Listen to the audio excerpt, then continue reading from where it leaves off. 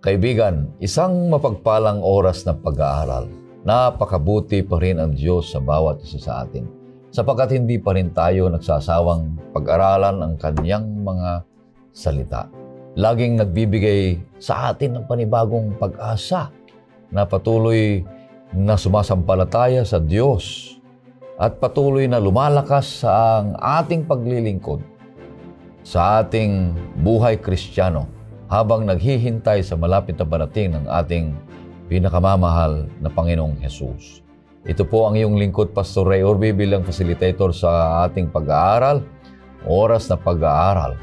Binabati ko ang lahat ng mga viewers natin mula sa Australia, dito sa Camp Crame, sa Bataan, Pasuken, sa Brookside, sa Aurora, sa Cotabato, sa Davao, sa Albay, sa Romblon, sa Tarlac, Nueva Ecija, at sa lahat ng mga di ko pa nabanggit na nagsulat kung saan man sila naroroon dito sa comment section, pagpalain kayo, kaibigan, ng ating Panginoong Diyos na nawa patuloy siyang mabigay sa inyo ng karunungan at pagpapala at maisa kabuhayan lahat ng napag-aaralan ng bawat isa sa atin dito sa oras ng pag-aaral. Kaibigan, kami natutuwa sa mga comments ninyo na inilalagay ninyo dyan sa comment section. Papagpatuloy nyo yan, kaibigan, upang malalaman namin kung saan kayo naroroon at pagpalain kayo ng ating Panginoong Diyos. Ang ating mga kasama dito sa studio ay ang ating butihing mga kaibigan at kamanggagawa ng ating Panginoong Diyos dito sa NPUC. Ang una dito ay si Pastor Abraham Del Rosario. Siya po ang ating direktor ng publishing ministry dito sa North Philippine Union Conference. Kumusta kayo, Pastor Abe? Buti, Pastor Ray, Pastor Dave, at sa ating mga viewers, kay sarap kasama sila dahil sila'y sumusuporta sa ating programa, Pastor Ray. At ginaganyak namin kayo na makapag-subscribe ng Health and Home. Ito po ang flagship ng Philippine Publishing House. At kung ninanais nyong maging malusog ang inyong pangangatawan, ang inyong pamilya, kinalaman na tungkol sa legal, at iba't ibang aspeto ng buhay ay tinatalakay dito. Kasi scientifically proven po ang Health and Home at matagal na ito since 1959 na, mga kapatid, at ito pa lang ang magazine na naiwan na wala na po ang Reader's Digest at iba pang mga babasahin, pero ang Health and Home ay patuloy pa rin na nagtuturo sa bawat tahanan at mga pribado at pampublikong mga opisina.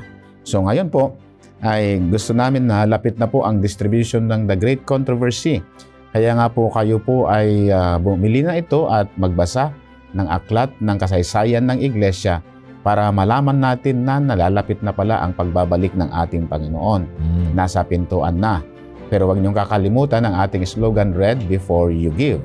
Basahin mo muna bago mo ibahagi sa iba para ikaw mismo na nagbahagi ay kapwa maligtas pati na ang nabahaginan.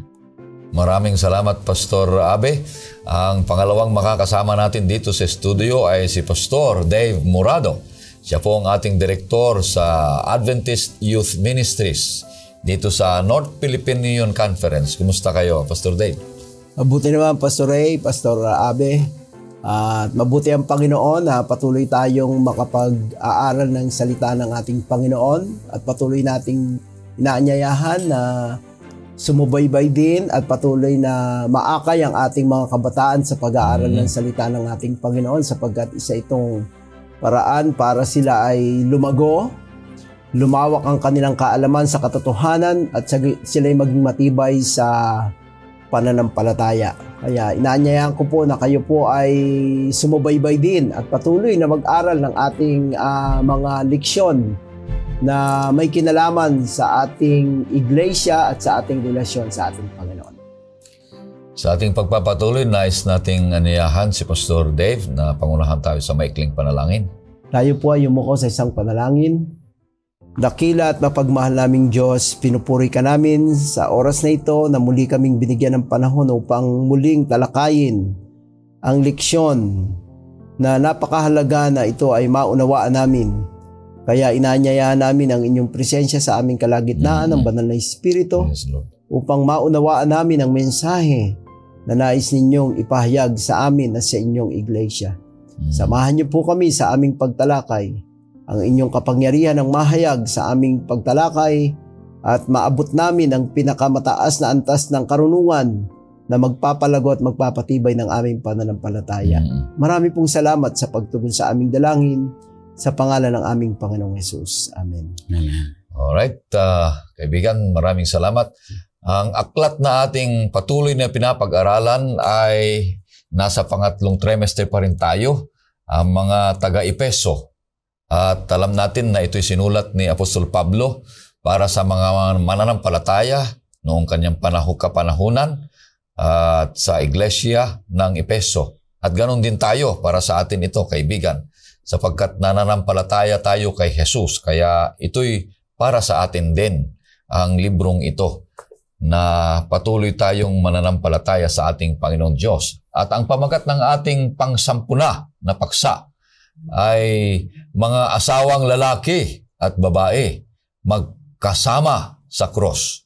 At ang talatang sa uluhin ay matatagpuan sa Efeso 5:25 at 27. Ito'y sinasabi, mga asawang lalaki, mahalin ninyo ang inyong mga asawa gaya ni Kristo na nagmahal sa iglesia at ibinigay ang kanyang sarili alang-alang sa kanya upang kanyang pakabanalin siya na nilinis sa pamamagitan ng paghuhugas ng tubig sa salita upang kanyang maiharap sa kanyang sarili ang isang maluwalhating iglesia na walang batik o kulubot o anumang gayong bagay kundi siya ay maging banal at walang dungis. Napakaganda sapagkat ito'y isang paalala, pinapatibay ni Apostol Pablo ang ating pamilya, yung pag-aasawa, ganun din sa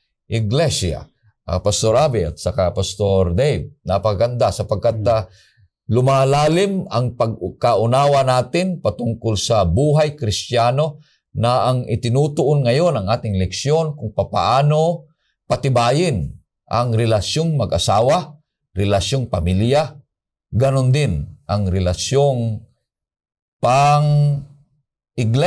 Kung paano mapatibay ang ating relasyon sa iglesia, ganon din ang ating relasyon sa ating Panginoong Diyos. Sapagkat mga nakaraan ay pinapag-aralan natin kung paano magkakaisa na matibay ang iglesia ng Diyos na katawan ng ating Panginoong Hesukristo upang may pagganap at mapalakas ang pag-iibanghelyo sa lahat ng mga nilalang na may handa sa malapit na parating ng ating Panginoong Hesus. Ngayon ay pupunta na tayo sa summary ng ating leksyon na may 3 punto pa rin tayo, kaibigan. Na ang 3 punto na ito ay una, lahat ay letter S, Pastor Abe, Pastor Dave. Ang una ay submission of the church members. Pangalawa ay sanctification of the church. Ang pangatlo ay safeguarding the Christian marriage.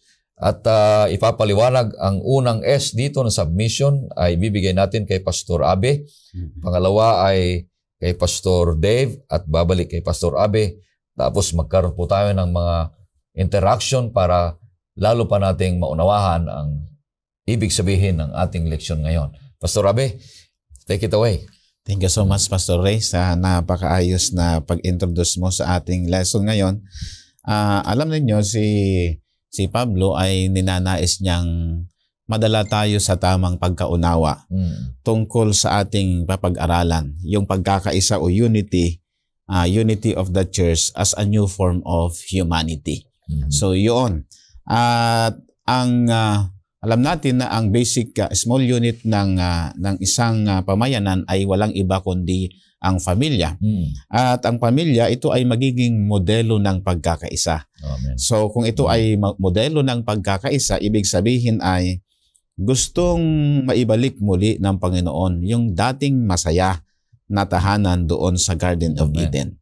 Na ang dahilan niyan ay ang unang letter S, Pastor, na nabanggit mo na 3 punto na pag-aaralan natin ay the submission of the church members. Paano magpapasakop ang mga kaanib ng iglesia? Yan ay babasahin natin na Pastor Ray muna doon sa Efeso, Kabanata 5, setas na background niya yung 18 at 21. Huwag kayong magpakalasing sa alak na ito ay labis na kahalayan, kundi mapuno kayo ng Espiritu. Kayo'y magsalita sa isa't isa sa mga awit at mga himno at mga awiting espiritual na sa inyong mga puso ay nag-aawitan at gumagawa ng himig sa Panginoon. 20. Laging nagpapasalamat sa lahat ng mga bagay sa pangalan ng ating Panginoong Hesukristo, sa Diyos, sa ating Ama. 21. Pasakop kayo sa isa't isa dahil sa takot kay Kristo. O, yan. Yun. Dahil sa malaking pagkatakot, kasi yung salitang pagkatakot ay paggalang. Fear God, di ba? Paggalang natin sa Panginoon, kailangan nating pasakop sa isa't isa. Why? Kasi tayo pinuspos na ng banal na espiritu. Kung tayo ay pinuspos ng banal na espiritu, mga kapatid, napakagaan na maibigay natin ang ating sarili sa ating Panginoon. Hindi lang sa Panginoon, ito ay magre-reflect din sa ating pakikitungo sa bawat isa. Kasi napakahirap na tignan ng isang pamilya, ang isang kaanib ng iglesia o membro ng iglesia na hindi tayo nakikiisa sa katawan ng iglesia na ang ulo noon ay walang iba kundi ang ating Panginoong Yesus. So kailangan yung pagpapasakop. Then nandito yung analogy sa verse 22, Pastor Ray, na ang pagpapasakop ng isang asawang babae sa kanyang asawang lalaki ay nagpapakita dito yung kanyang paggalang sa asawa. Nagpapakita dito yung kanyang pagmamahal at katapatan sa relasyon. So kung papaanong si Kristo na nagtapat sa atin, Pastor Ray, ay makikita din ito sa katawan ng iglesia kasi ito yung analogy. Parati niyang ibinabato yung magandang samahan ng mag-asawa. Kasi ang asawang babae ay isang birhen na pinakasalan, dinalisay, okay, binayaran, kasi matatalakay natin mamaya, binili ng isang halaga. At ang halagang yon ay talagang yung paghihirap ng pamilya ng lalaki para makuha, maasawa itong babaeng birhen. So, ngayon para maipreserve yung ganong magandang ugnayan ay kailangan mong i-inspire ang iyong asawang lalaki. Okay, parati mo siyang ina-admire kasi siya yung protector mo. Nire-respeto mo. Okay, siya yung katuwang mo sa buhay, ang asawa mong lalaki. At siya na ay bahagi ng iyong buhay. Nagkaisa na kayo, isang laman na kayo. Ngayon, gusto ng Panginoon na tayong ang mga babae, at tayong mga lalaki ay nire-respeto ng ating mga kanya-kanyang asawa. Sapagkat tayo ay ginawa ng Panginoon Diyos una. Nanirang niya. Kaya ginawa niya tayong ulo. Ang lalaki ay ginawa ng Panginoon na ulo, una, na ginawa ng Panginoon Diyos, kaya siya ay nangunguna sa lahat ng mga bagay, lalo na sa pamilya. Yan. So yung ibig sabihin, yung babae naman ay magpapasakop sa pangunguna ng lalaki. Kagaya ng iglesia, nagpapasakop sa pangunguna ng ating Panginoon. Siya ang ulo. Yun, siyang ulo. So, kailangan natin respetuhin yung Diyos, yung Panginoon. Ang babae naman, respetuhin niya yung asawa niya. Ano man ang kakayanan ng asawa mo, nakapagtapos man ng kolehiyon o hindi, mayaman man yan o hindi, yan ay kabahagi na ng buhay mo. Yan ay hininga ng iyong hininga, laman ng iyong laman, at buto ng iyong mga buto. Ang asawa mong lalaki. So nakikita natin, Pastor, kinukumpara na naman, ito yung mag-asawang lalaki at babae. Ito naman yung iglesia at si Kristo. So si Kristo ang ulo, tayo ang katawan iglesia. Yung iglesia susunod kay Kristo. Kay Kristo. Si Kristo naman, pangungunahan niya ang iglesia. Yan. Magpapasakop itong iglesia kay Kristo. Ganon din ang babae. Ang babae. Magpapasakop ang babae sa kanyang asawa. Sa asawang lalaki, siya ang mangunguna. Re-respetuhin niya naman ang bawat isa. Susunod yung babae doon sa pangunguna ng Oo, asawa. lalaki. Oo, hindi mangunguna yung babae. Oo, hindi. Kung mangunguna yung babae, Pastor, Ay, iba na. Under desire na yun. oo, sisirain niya yung order of creation. Oo. Na yung order of creation ang unang na nilalang ang lalaki ay. O ganun din ang iglesia ang una si Kristo Oo. Hindi mangunguna yung iglesia. Oo. Kaya napakaganda ito. At ang maganda sinabi niya dito, Pastor, sinabi mo kanina na kailangan sila ay filled by the Spirit. Filled by the Spirit. Yeah. Punuin sila ng banal na espiritu. Hindi alak, parang sinabi niya dito. Kasi yung alak alam mo, di na nakikita ko. Ang isang taong uminom ng alak ay matino ang kanyang isip muna. Pero pag uminom siya ng alak, ay yung alak ang nagbibigay sa kanya ng lakas, kapangyarihan at tibay at saka yung tapang niya para magsalita. Sinabi mo noong una, hindi marunong mag-English noon. Pero nung uminom siya ng alak, ay napakahusay. Marunong siya mag-English. Anong ibig sabihin? Ganon din. Ang banal na espiritu, pag siya ay tumahan sa atin, siya ang mangunguna at dalhin tayo kung paano gagabayan tayo, Pastor. Gagabayan tayo. Patuloy natin, Pastor Ray. So nakita na natin yung submission of the church members, kung paano nagpapasakop ang bawat kaanib ng iglesia sa isa't isa, at kung paano nagpasakop ang babae sa kanyang asawa. Ngayon din naman, itong mga slave ay marunong din magpasakop. Okay, basa mo, Pastor Ray, sa Efeso 6, versikulo 7. Sinasabi dito, naglilingkod na may mabuting kalooban na gaya ng paglilingkod sa Panginoon at hindi sa mga tao. Nakita nyo? So napakahalaga na dito sa pinag-aaralan natin, may comparative study kasi, Pastor Ang Book of Efeso at ang Book of Ephesians, si Kristo lamang at tanging si Kristo lamang ang bilang ulo ng iglesia. Kaya nga itong analogy na pinag-aaralan natin na kung paano ang babae at mga kaanib ng iglesia ay nagpapasakop sa isa't isa, lalo na sa Panginoon, gayon din ang babae sa asawang lalaki. Itong mga katuwang, ang alipin kasi napakagandang title yan sa biblical language. Di ba? Ibig sabihin ikaw ay servant leader. Yes. Okay. Yan ang alipin. So marami din tayong katuwang doon sa loob ng iglesia. Bawa mga janitor, mga gardener, mga electrician, ito mga maintenance, sila ay pasakop din kasi sila ay naglilingkod. So sunod-sunod yan, maging yung mga kaanib natin o katuwang natin sa bahay, magpapasakop din kasi ang sabi po ng talata ay yan ang gusto ng Diyos.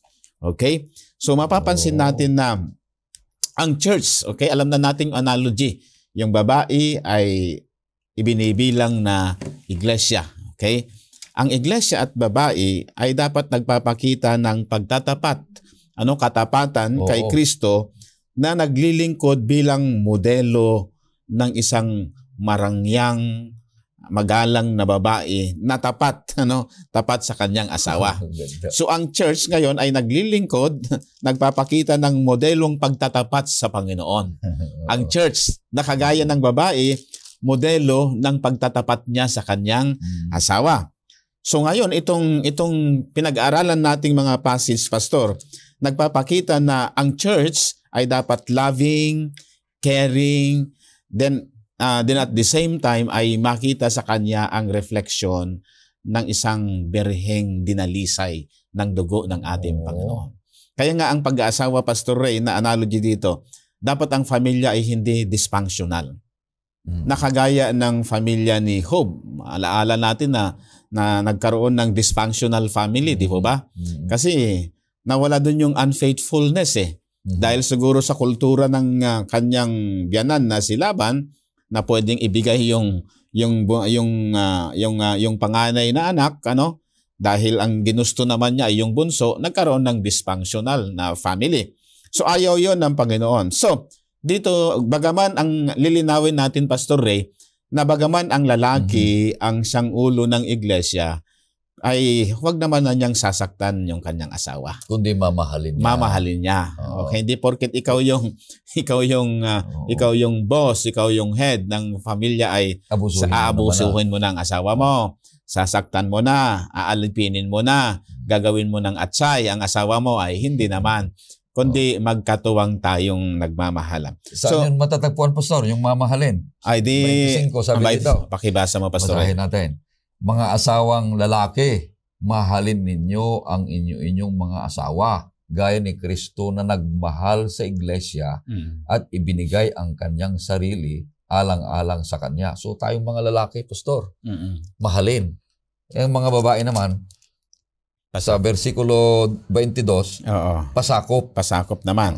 So hindi magpapasakop yung asawang babae kung hindi magpapakita yung lalaki ng pagmamahal sa kanyang asawa. Pakibasa mo ay 22, Pastor Ray, para mapakinggan nila. 22, sabi dito, mga asawang babae, pasakop kayo sa inyong mga asawa, gaya ng pagpapasakop ninyo sa Panginoon. Yun, kasi respeto yun eh. Di ba? Kung ginagalang natin ang Diyos, pinupuri natin at sinasamba, magre-reflect ito sa relasyon natin sa asawa natin. So, ibig sabihin, respetuhin ko yung aking asawa. Na, halimbawa, babae ako. Respetuhin ko yung asawa kong lalaki dahil siya ay isinaad ng Panginoon Diyos na ulo at mangunguna. At magpuprotekta, magbibigay ng kailangan. Pero mas respetuhin ko at ibibigay ko ang buhay ko sa Panginoon kay Kristo. Kaya ako'y sumusunod sa asawang lalaki sapagkat mahal ko si Kristo. Hindi naman po pwedeng mahal mo lang si Kristo pero hindi mo mahal ang asawa mo. Ay, hindi maganda. Hindi maganda. At hindi naman po pwedeng mahal mo ang asawa mo pero wala kang pagmamahal sa Panginoon. Kundi both sides yon. Nagmamahal ka sa Panginoon, may pagmamahal ka din sa asawa mo. Napakaganda ito, kaibigan, sapagkat noong unang panahon, maaring sa panahon ni San Pablo ay hindi maganda ang itsura ng mga mag-aasawa, mga pamilya-pamilya. Nagkakaroon ng hiwalayan, nagkakaroon ng mga divorce. Noong panahon niya, lalong-lalo na sa Roma, mga Griego, hindi talaga pinapagalagahan ang mga relasyong mag-asawa, relasyong magpamilya. Meron nga akong nabasa merong asawa na para sa pampadami ng mga anak. Pero merong lalaki na merong asawa din na pang pleasure lang. For pleasure lang. Ay, masama yun. Hindi maganda yun. Kaya pinatitibay ng Apostol Pablo para sa atin na tayo bilang isang mananampalataya ay patibayan natin ang ating mga pamilya, ating pag-aasawa, respeto at pagpapasakop gaya ng iglesia na nagpapasakop sa ating Panginoon. Magandang balita ito, kaibigan, na ibinibigay sa atin, pinapaliwanag sa atin ni Pastor. Mayroon pang takeaway natin, Pastor. Napakahalaga po ito kasi ginawa tayong modelo, Ang church ay naging role model para sa isang kabutihan, na paggalang at pagkatakot sa Panginoon. Ang babae din naman ay naging role model, nagpapakita ng respect sa kanya. Mahalaga kasi yung word na respect sa kanyang asawa. So ito yung kabuuan ng pagpapasakop, okay? Kung tayo ay marunong magpasakop sa Diyos, ay nakikita ito sa loob ng iglesia ng pagpapasakop din sa mga leader pala sa loob ng iglesia, Pastor Ray. Tama. Kasi kung ikaw ay kaanib ng iglesia, lahat naman tayo ay kaanib ng iglesia, nakikita yung pagpapasakop natin sa Diyos sa pagpapasakop natin sa rulership ng iglesia. Halimbawa, nag-donate ka, Pastor Ray, ng ikapo. Ay, akin yan, huwag niyong galawin yan. Yung gusto ko ang dapat masunod. Nagsauli ng ikapo. Nagsauli ng ikapo. At nagbigay ng handog at saka nag-donate. Ay hayaan mo na ang church nang magde-decide tungkol sa bagay na yan. Kasi nagpapasakop ka nga sa ruling ng ating iglesia na ang ulo ay ang Panginoon. Siya man naman nagbigay ng lahat ng mga rules and regulation sa loob ng iglesia. So, lahat ng bagay na may kinalaman sa pagkakaisa, nagpapakita ng mabuting ugnayan natin sa Panginoon at nagre-reflect sa mabuting ugnayan natin sa kapwa-tao, sa ating asawa, at gayon din sa mga alipin. So, yan yung model. Ibig sabihin na nagsauli ka ng malaking ikapo, Pastor Det, mayroon kang kapangyarihan na diktahan yung church, yung iglesia, yung Pangulo na isaad ng Panginoong Diyos. kundi patuloy pa rin magpasakop. Yun. Sa Kaya mga nga, namumuna. Pastor Ray, sinasabi ron, Pastor Abe, yung word na submission, isinasubmit mo na. Oo. Wala ka na rong karapatan. Wala ka nang Wala ka ng kapangyarihan. Oo. Bilang miyembro ka ng iglesia, dito sa ginamit na metaphor ni Pablo, Oo. isinasubmit mo pa na sa pinakamakapangyarihan. Pinapasakop na. Na ang ulo ng iglesia, si Kristo Si na. Kristo. Hindi ikaw magpapasya. Tama. Kaya yung submission, di ba? Yun ang word na importante dito sa Oo. tinatalakay natin. Mahalaga ito sapagkat noong unang panahon, maraming mga asawang babae ang hindi nagpapasakop. Sila ay mga nangunguna sa mga asawang babae, kaya nga't madaling i-divorce. Divorce. Hiwalayan ginagawa nila ng sarili nila. Oh. Hindi sila mangunguna sa asawang Amen. lalaki. Kaya magandang halimbawa ito, kaibigan, sa ating iglesia. Magpasakop tayo bilang asawang babae ng iglesia ng ating Panginoong Diyos. Pupunta tayo sa another na S, Pastor Dave. Yung ibig sabihin ay sanctification of the church. Yung pagpapabanal ng iglesia. Ano pong ibig sabihin nito? Yes, Pastor Ray. Dito, kung titignan natin, ginamit ni Pablo yung pag-aasawa, yung mag-asawa, relasyon ng mag-asawa, na kinumpara niya sa kalagayan ng iglesia at ng ating Panginoon. At ang isang relationship na sasabihin natin, intimate and close relationship, yung marital, yun ang ginamit niya. Bagamat alam natin si Pablo walang asawa, di ba? Pero ginamit niya yon. At yung kalagayan ng panahon na yon sa Epeso at maging sa Korinto, ay may problema tungkol sa pag-aasawa. Di ba? At yung mga babae, kasi iba ang kanilang kultura . Pero dito sa kostumbre, ng sinasabi ng pag-aaral natin, ang sabi ron, paano madadalisay ang iglesia? Ang unang hakbang, sabi, dapat isubmit.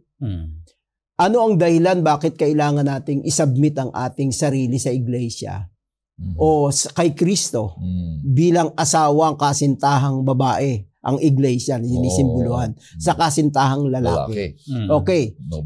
Para maunawaan natin to, may elemento nung sa panahon nila na matandang na mga forma ng pag-aasawa. Nung unang panahon, tignan natin yung sinasabi sa Ikalawang Korinto, Kapitulo 11, talatang 1 at 4. Pakibasa nga, Pastor Ray. 11. Kapitulo 11, talatang 1 at 4. Anong sinasabi roon? Sana'y mapagtiisan ninyo ako sa kaunting kahangalan. Subalit tunay na nagtitiis kayo sa akin. Ako'y nakakaramdam sa inyo ng makadiyos na panibugho sapagkat kayo'y itinakda kong mapangasawa ng isang lalaki na kayo'y maiharap ko kay Kristo bilang isang malinis na birhen.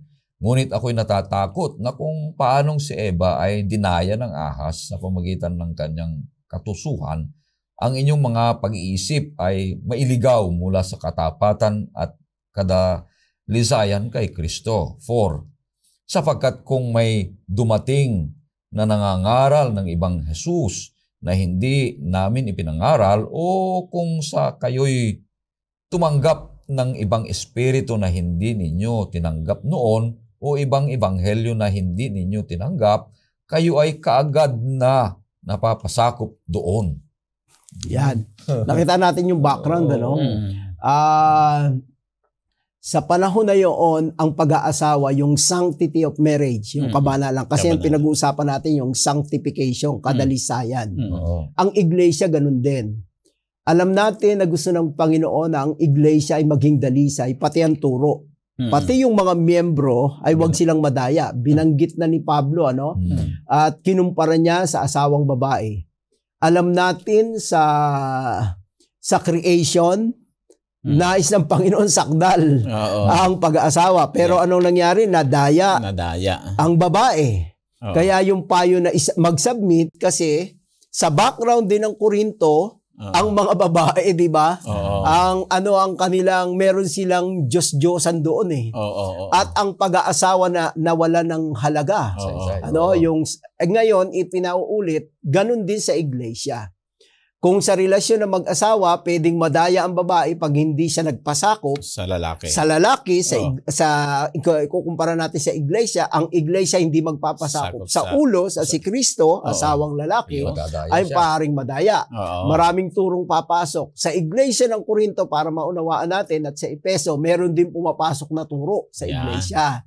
Kaya kailangang mag-submit kayo sa magpasakop ka para madalisay. Kasi yung sanctification, hindi ito madaling proseso. Ang ibig sabihin dito, at ang sabi dito ay pinaalala ulit ni Pablo, yung gaano ba kahalaga yung halaga, sabi dito yung halaga ng kasintahang babae o yung iglesia. Ano yung sabi ron sa 5:25 ng Epeso?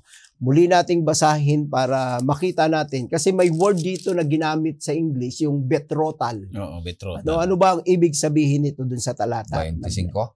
Ng Epeso. Mga asawang lalaki, mahalin ninyo ang inyong mga asawa gaya ni Kristo na nagmahal sa iglesia at ibinigay ang kanyang sarili alang-alang sa kanya. So, gaano kahalaga? Ano ang sabing ganon? Ano ang halaga ng iglesia? Ang sabing ganon, halaga ni Kristo. Ibinigay ang kanyang buhay. Sinakripisyo. Ganyan ang pagmamahal niya sa kasintahang babae na ang iglesia. So, ganon ka-sanctify, ibig sabihin, ang iglesia, ang halaga. Kahit naman sa asawa, di ba? Marami, bago mo siya mapang-asawa, namuhunan ka, di ba? Namuhunan ka. Marami kang, may dori pa sa panahon na yun, di ba? Yung sistema ng Ako'y may kaibigan, may kinasal kami nung mga nakaraan taon, ay yung napang-asawa niya ay isang foreigner, babae. At niloloko nga namin siya kasi ang halaga ng kanyang asawa ay 350,000. Wow, kamahal. Yun ang dori na hinihingi. Ako, grabe. Yun ang napili niya. Sabi nga namin, ang daming Pilipina dito, bakit pumunta ka pa sa ibang bansa? At ang halaga ay talagang precious. Kaya sa wedding ceremony ay talagang medyo may mabigat. At naghanda pa siya. Di ibig sabihin kahit almost kalahating milyon ang kanyang nagastos. Dito kung titignan natin ang ating pag-aaral, bakit sinasabing sanctified of the church? Kasi yung sa halaga. At hindi biro, sabi, ang halaga ng iglesia ay namatay si Kristo. Amen. Ang lumikha ng sangkatauhan. Ang iglesia, kinamatayan niya. Kaya sabi rito ay talagang ang halaga ay ganun na lamang. At alam natin sa kasalan, ay sa paghahanda ng kasalan, dito rin sa ating pinag-aaralan, ay yung paano ba inihahanda ang isang kasalan? Ay di ba tayo mga kinasal tayo, paano ba kayo naghanda? Matagal, di ba? Oo, pinaghahanda. At naglilinis, ang sabi rito, ang simbolo rito ay nakatala doon sa talatang 26 para lubos nating maunawaan. Upang kanyang pakabanalin siya at nilinis sa pamagitan ng paghuhugas ng tubig sa salita. Wow. Okay, yun na sabi? Sanctify. Sa English kasi yung word na sanctifying and cleansing the bride. Paano ba tayo dinalisay at nilinis tayo ng ating Panginoon? Paano ba nilinis ang iglesia? Symbolically, na ginamit ni Pablo. Sa dugo ni Kristo. Sa dugo ni Kristo, sa kanyang sakripisyo. Kaya yung ating tema husband and wives together at the cross. Yun sa English. Ano sa Tagalog? Ang mag-asawang lalaki at babae, anong sabi? Magkasama. Pinagsama sa krus. Nagsama sa krus. Pinagsama sa krus. So, ang sentro ng mensahe dito sa ikalawang punto ng ating pag-aaral, without the cross, hindi madadalisay ang buhay ng mag-asawa. Hindi mapapabanal. Hindi mapapabanal. Kaya ang kabanalan ng iglesia ay dahil sa sakripisyo ni Kristo doon sa krus. Kaya Christ-centered, napakaganda ng presentation ni Pablo rito sa yung si Kristo ang nagiging sentro. At ang huling puntos na rin sinasabi rito, yung seremonya ng pag-aasawa. Paano ba ginagawa yung seremonya ng pag-aasawa? Ano sabi talatang 27? 27, upang kanyang maiharap sa kanyang sarili ang isang maluwalhating iglesia o na walang batik o kulubot o anumang gayong bagay kundi siya ay maging banal at walang dungis. Wow, Napakaganda. ganda, no? Kaya sa wedding ceremony, wala pa tayo nakita na literal na kasalan na babaeng nagdamit na hindi white Oh, puro ang puti. suot. Puti. Ano ang sinisimbolohan nun? Kadalisayan, di ba? Kadalisayan. Virginity, ano? At saka talagang walang batik, walang batik, dungis. walang dungis. Perfect, Aritzel. Bagamat sinasabi Maganda. natin ay yung hindi talaga sakdal, pero yung ginamit na symbolism ni Pablo ay ganon. Para iharap, maipresent ang kasintahang babae na dalisay. Ang layunin ng Diyos dito, Pastor Ray at Pastor Abe, ay nais ng Diyos na ang iglesia maging dalisay. Yeah. Maging banal. Maging banal tayo. Ang unang hakbang, gaya ng tinalakay ni Pastor Abe, pasakop tayo. Pasakop tayo. Ang kasintahang babae ang may kapangyarihan sa kasintahang babae. Ang kasintahang lalaki, si Kristo, siya ang may kapangyarihan. At alam niya kung paano tayo maiharap na dalisay ang buhay natin. Kasi siya namimili. Oo, siya namimili. Kaya napakagandaan, sabi rito, ipinakikita rito ng Panginoon at nais ng Panginoon, alam natin na sa kanyang pagbabalik, masumpungang dalisay ang iglesia. Kailangan nating magpasakop. At yun ang napaka-importante rito sa ating pag-aaral. Kaya, ang iglesia patuloy tayong dinadalisay. Paano tayo madadalisay? I-submit natin ang ating mga sarili. Pasakop tayo sa Panginoon. Hindi tayo mauna. Magpasakop tayo sa mga leader, di ba? Kasi alam ng leader, yan ang inilagay ng Panginoon ng mga leader. Tama. Makiisa tayo, yan ang tinalakay natin sa nakaraang leksyon. Kaya napakaganda. At dito, yung celebration, yung symbolical na celebration, sa pagdating ni Kristo, babalik siya ang kasintahang lalaki, masumpuhan niya dalisay ang kasintahang babae, at yun na yung celebration. Napakagandang celebration. Di ba? Kaya merong ano pagkatas ng wedding ceremony, ano na yung kasunod? Doon na sa pupunta pa kasi celebration yun yung doon na sa kainan, di ba? Kasiyahan na. May banquet. May banquet na yan. Kaya makikita natin, napakaganda ng pagkakapresent ni Pablo dito sa ating leksyon. At sana'y nauunawaan ito ng mga kapatid. At ano ang bahagi natin bilang iglesia at nais ng Panginoon dalisayin tayo. Kaya maging maibigay natin ang ating sarili, may submit natin, sapagkat nasa process tayo, malapit nang dumating ang kasintahang lalaki. At masumpo nga ng iglesia na tayo'y kabilang, na tayo'y dalisay o binabanal. Pagkaganda nito, ang pinapaliwanag ni Pastor Dave, na hindi tayo pwedeng dalisayin at pakabanalin ng ulo ng iglesia si Kristo Jesus kung hindi tayo unang magpasakop. Yes. Para may kapangyarihan ang Panginoong Jesus para baguhin tayo. Kaya ang pagpapasakop ang napakahalaga sapagkat ang Diyos, si Jesus mismo, nagpakita na ng pagmamahal. Kung paano tayo binili. Yun ang dowry niya. Yung buhay niya. Yung buhay niya. Pero pag binili niya tayo, pag-aari niya na tayo. Pero hindi niya tayo naabuso. Binibigyan pa rin tayo ng karapatan para mamili kung alin ang talagang gusto natin. Yes. Diba? Ganyan din ang asawang babae. Hindi mo abusuhin. Bigyan mo rin siya ng karapatan para pipiliin kang respetuhin ka. Dahil masaya ka naman. Kung ikaw pa rin ang pipiliin, ikaw pa rin ang respetuhin, ikaw pa rin ang pagpapasakop, ikaw pa rin ang kanyang tawag ino-obey.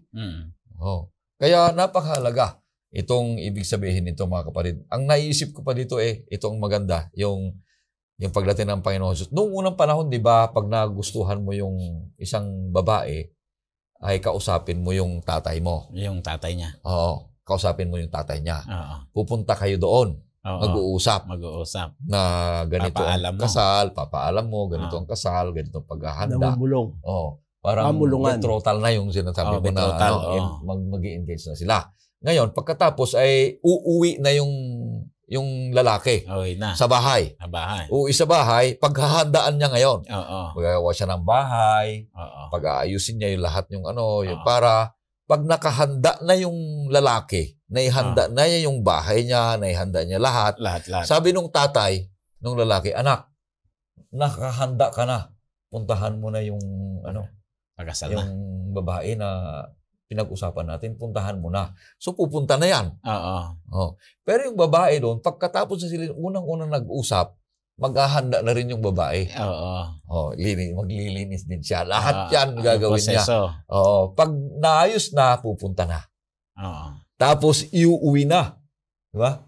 Iuwi at magkaroon ng kasalan. Yan, ang ganda. Si Jesus mismo, nung pumunta dito sa lupa, nasabi na niya lahat ang mga dapat gawin. Yeah. Kayo ang aking mapapangasawa. Oo. Babalik ako, pupunta ako sa langit, ihanda ko kayo lahat ng mga kailangan. Oo. Tapos babalik ako, pagbalik ko, kasalan na ha. Iuwi kayo sa langit at doon na banqueting table, di ba sabi? Kaganda. Yun ang illustration na sinasabi sa atin ng banal na kasulatan. Pero tayo, habang tayo naririto, na naghihintay bilang isang asawang babae, mapapangasawang babae, naghahanda, pinapabanal tayo. Paano magpasakop sa salita ng Panginoon Diyos. Napakaganda. Purihin ng Panginoon Diyos. Kapatid, pag ikaw ay hindi magpasakop, hindi ka mapapabanal ng Panginoon Diyos. Magpasakop ka sa ating Panginoong Hesus, sa kanyang mga turo, sa ating mga namumuno. Huwag magturo ng ibang turo para ikaw ay nasa kanyang kapangyarihan para mabago ang buhay sapagkat ang kanyang salita ay iisa. Kaya Pastor Ray, meron lang akong gustong illustrate. Oo. Pwede kasing mangyari na pwedeng hindi magpasakop ang babae sa kasintahang lalaki, hindi pwedeng matuloy ang kasalan. At merong nangyari niyan. Oo. Meron tayong alam na gano'n. Hindi naging faithful yung kasintahang babae. Oo. Hindi ito marites, hindi ito chismis, pero nangyari talaga. Marami yan. At marami yan, di ba? Talagang nangyayari. Kaya maaring hindi, sa pagbabalik ng kasintahang lalaki, si Jesus, hindi ka mapabilang kasi hindi ka naging tapat. Hindi ka nadalisay. Oo. Yun. Totoo yan. Paliligo. kaya hindi na matutuloy yung kasalan. Pero si Kristo talagang darating. Pero ang nakakalungkot ko, dahil hindi ka nadalisay sa paghahanda, hindi ka nagpasakop, hindi ka mapapabilang na makakasama. Kaya dapat maging maingat tayo. Kaya tayo bilang miyembro ng iglesia, hindi lahat tayo, wag nating sabihin nakatala yung pangalan natin, pero hindi tayo nagpapasakop. Hindi natin sinasubmit yung sarili natin sa iglesia. May sarili tayong panukala, may sarili tayong plano. Member lang tayo sa pangalan. Di ba? Medyo may panganib doon, mga kapatid. Kaya dito, idinidiin na dapat talaga ay talagang kasama ka. Tsaka siguradong ikaw ay hindi ka unfaithful. Kasi yung faithfulness ang hinahanap, di ba? Narito ang tapat, pagtsatsaga ng mga banal. Hindi ka nagtapat sa Panginoon eh. Paano? Hindi mo mararanasan yung inihanda ng kasintahang. Napakaganda. Napakaganda. Paliwanag ni Pastor. Kita niyo mga kapatid, kaibigan. Yung babae, bago magpakita sa lalaki, naliligo yan. Nililinis niya yan. Ang Panginoong Hesus din, ang pagpapakita mo, magpapasakop ka at bago mo makita, maglilinis ka. Binyagan ka na. Yung nagkangramihan ng pagkatao. Sa pamagitan ng pagpapabanal, tatangi ka na. At pagtingin mo na sa ating Panginoong Hesus, dahil napabalan na tayo sa kanyang salita, makikita na natin siya sa kanyang kabanalan. Pag hindi tayo maging banal, bago natin makita si Hesus, hindi natin kaya makita.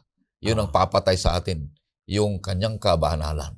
Kaya ang bawat isa sa atin, kaibigan, ay patuloy tayong magpasakop, mapabanal sa pamagitan ng salita ng ating Panginoong Diyos sapagkat ang iyong salita ay totoo at nagpapabanal.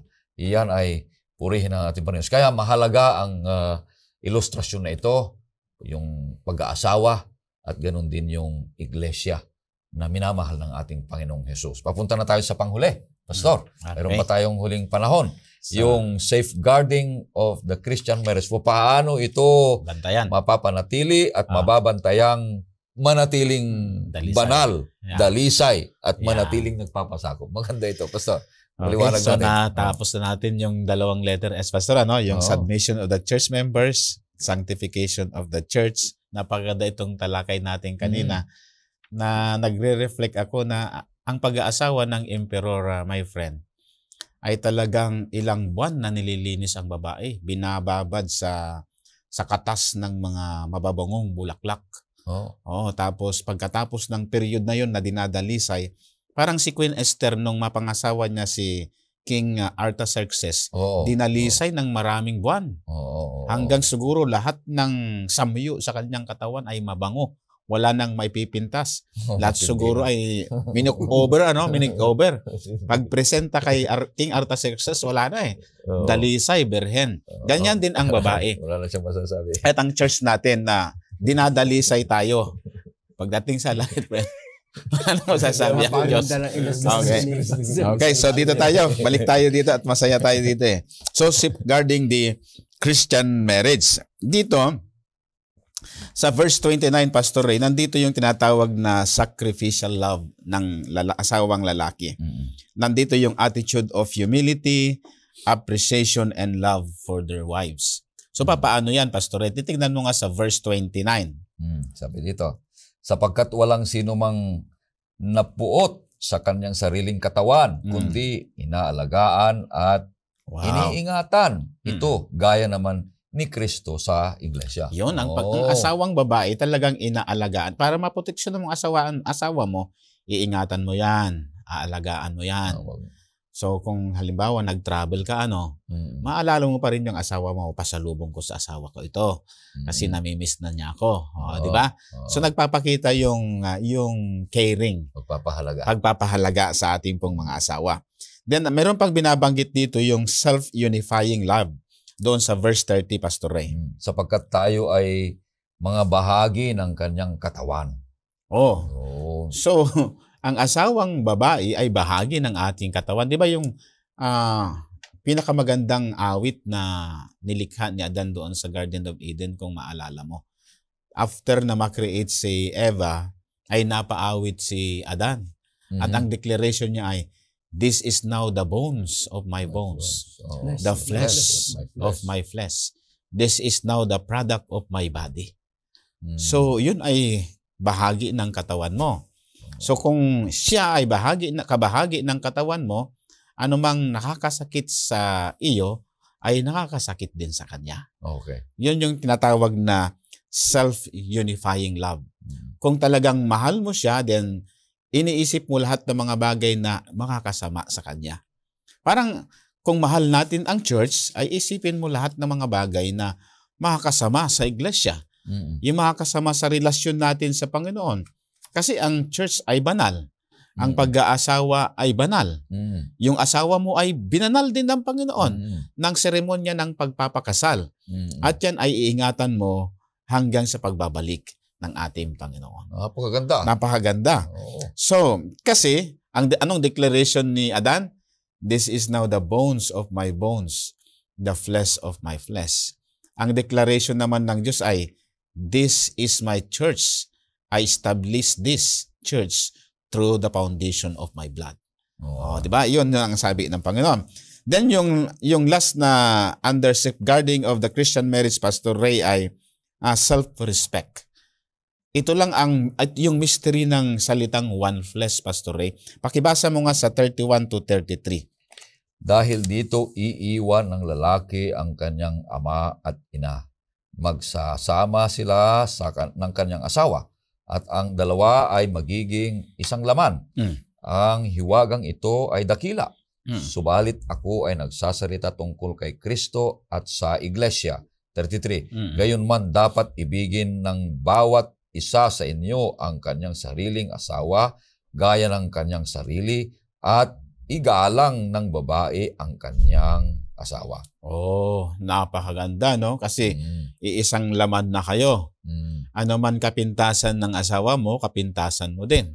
Kapintasan ko, kapintasan din ng aking asawa. Ngayon, kung ano mang kapintasan natin bilang kaanib ng iglesia, kapintasan din ng Panginoon yon. So, kaya kailangan natin mahalin ang ating asawa. Nagpapakita, nang sabi niya, ako'y nangungusap, sabi ni Pablo, ito'y tungkol sa iglesia. So, bilang kaanib ng iglesia, tinalakan natin kanina, Pastor Ray, na nag-reflect ang pagkatakot ng babae at pagluwalhati ng babae sa Panginoon at yun ay kanyang iingatan yon sa kanyang relasyon sa kanyang asawa. Kasi napakahalaga dito yung salitang submission, kung paano ka nagpasakop sa Panginoon, ay gayon din yung pagpapasakop mo sa iyong asawa. At ito ay tayo ay binili ng isang halaga. Anong halagang yon? Yung dugo ni Kristo. Tayo ay nilinis at patuloy na dinadalisay hanggang sa pagbabalik ng Panginoon sa pamamagitan ng banal na Espiritu. At doon, Pastor, nababanggit mo na magkaroon ng great celebration, banqueting table, na despite ng karumihan ng ating pamumuhay, dinalisay tayo, hinugasan tayo. Ilang taon ba, kaibigan? 6,000 taon na dinadalisay ng Diyos ang kanyang simbahan. Iglesia. Ipinakita yung pagmamalasakit, pagmamahal, pagpapatawad, pag-unawa, paggabay ng banal na Espiritu, hanggang tayong lahat ay maging sakdal sa harapan ng ating Panginoon. Maraming salamat, Pastor. Napakaganda kung paano natin iingatan ang ating sarili, ganon din ang pag-iingat natin sa asawa. Hindi yung kung paano ingatan ang sarili ay huwag nang ingatan ang asawa. Tandaan natin, kaibigan, sinasabi dito na yung lalaki ay mayroon siyang asawang babae. Yeah. Hindi niya ibig sabihin na yung lalaki may asawa siyang lalaki. Yung babae may asawa siyang babae. Hindi. Ang sinasabi ng banal na kasulatan, tinuturo sa atin kung paano natin panatiliing sakdal ang inunang ginawa ng Panginoong Diyos na lalaki, babae. Na yung katawan ng lalaki ay sabi niya, iyan din ang galing sa akin, katawan ko. Yeah. Pero hindi lahat na babae ay galing dyan.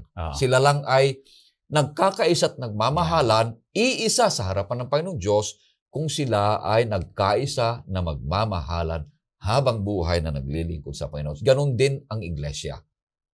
Nagmamahalan ang iglesia at ang ulo si Kristo Jesus. Tayo naman ay pasakop para tayo ay panatilihing sakdal, banal, at may handa na malinis sa pagdating ng ating Panginoong Jesus. Kaibigan, nais ni Jesus, ang ating Panginoong Jesus, ipasakop mo ang buhay mo sa Kanya. Patuloy kang panatilihing sakdal, banal, at maibigay, maipagkaloob lahat ng iyong mga kailangan upang manatili kang tapat sa Kanya. Maibigin sa Kanya, maglilingkod sa Kanya, at ipabalita ang kapangyarihan ng Ebanghelyo na nagbabago ng buhay at may handa ang buhay sa pagdating ng ating Panginoong Hesus. Kaya ang ating 3 punto na ating patuloy na pag-aaralan at pagbibigay ng summary ng ating leksyon ay una, ang lalaki at babae sa harapan ng ating Panginoong Hesus sa cross ay nagsasama, kailangang submission, sanctification, and safeguarding ang pagmamahalan, pagpapasakop ng iglesia sa ating Panginoong Hesus. Purihin natin ang Panginoong Diyos, napakabuti at napakapagmahal sa bawat isa sa atin. Maraming salamat, Pastor Abe, Pastor Dave. Kapatid, bago tayo magtapos at hingin natin kay Pastor Abe ang panalangin, ay makakarinig tayo ng isang magandang awitin.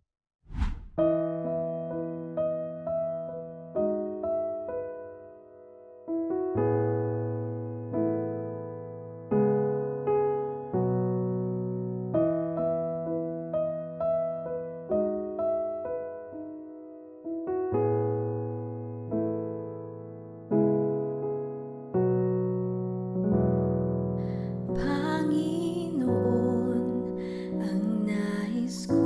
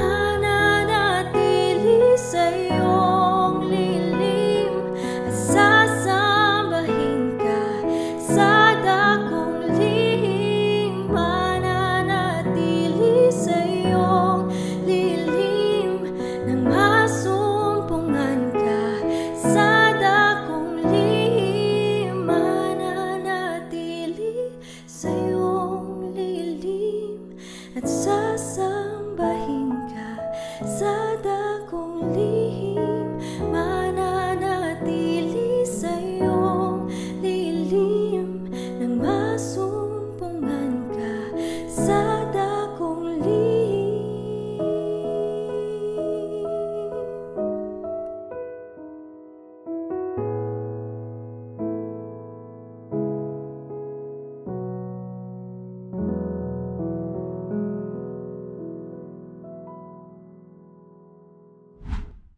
Tayo po ay manalangin, mga kapatid. Kay sarap pong pag-aralan ng inyong pagmamahal na ito'y nag-reflect ng ugnayang mag-asawang lalaki at babae. Na ito ay tinubos sa mamagitan ng dugo ni Kristo doon sa cross. Salamat o Diyos na dinadalisay ninyo kami araw-araw.